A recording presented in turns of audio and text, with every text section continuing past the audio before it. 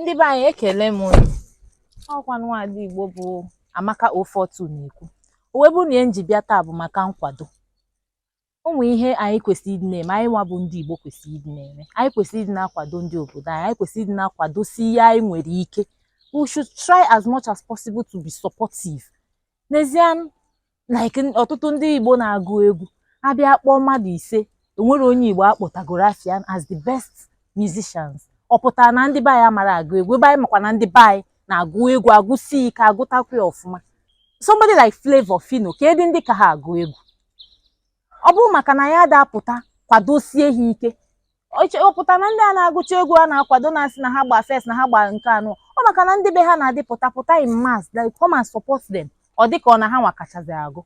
Biko ndị be anyị, ayịyọ m na ya unu bụ ka anyị na-agba mbọ na-akwado ihe anyị nwere, na-akwado asụsụ anyị. Let's try to make our language to be dominant.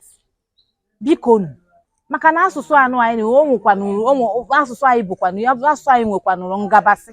O nwere ya na-achọ achọ n'asụsụ Igbo. N'ezie ndị kọmedi anọkata ndị na-eme skit anọkata ha sụkata bekee, anyị makwa na bekee karịsịa is an official language, so asụkatakwa bekee anọkata achọ itinye nke ọzọ achọ itinye. Ọ bụrụ ndị ofe manụ ka a na-eyuzu ihe dịka otilo jakpa nke a, ebe enwechekwa ihe dị n'asụsụ Igbo ma mma ga na-eyuzu.